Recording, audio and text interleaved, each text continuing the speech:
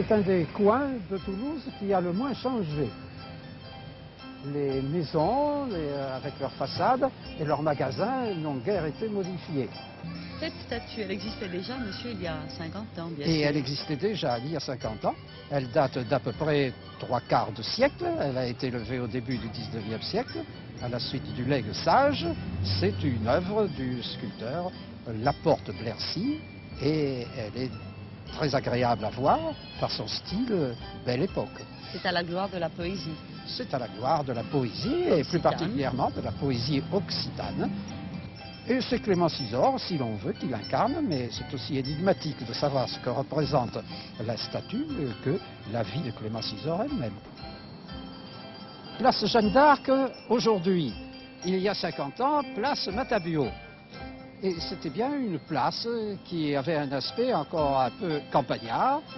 Là où nous voyons aujourd'hui, par exemple, des hôtels, des restaurants, il y avait déjà hôtels et restaurants, mais l'un logeait les voyageurs à cheval, c'est l'hôtel du Clocher de Rodez, et l'autre logeait les voyageurs à pied. L'enseigne était encore visible il y a une dizaine d'années, où il y avait écrit « On loge à », et puis était peint un magnifique pied.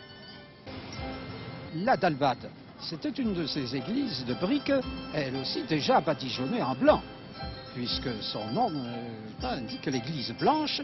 C'est Notre-Dame de la Dalbade qui s'opposait ainsi à Notre-Dame de la Dorade, qui était l'église couverte de mosaïques d'or.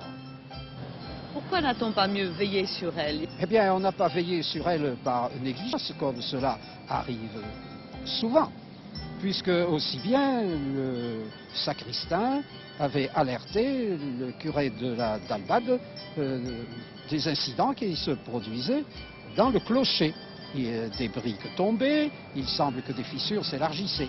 Et on eut beaucoup de difficultés à faire venir les autorités officielles, les architectes en particulier, et ceux-ci ne virent cependant aucun signe alarmant. L'architecte parisien qui était venu reprit tranquillement le train en disant que le clocher pouvait durer encore des centaines d'années. Et lorsqu'il arriva à Paris sur le quai de la gare, eh bien, il put lire les dernières éditions parues qui annonçaient la chute du clocher qu'il avait inspecté la veille. Il paraît qu'on s'amusait beaucoup à Toulouse il y a 50 ans, c'est vrai? Eh bien, on s'amusait, ça c'est tout à fait exact.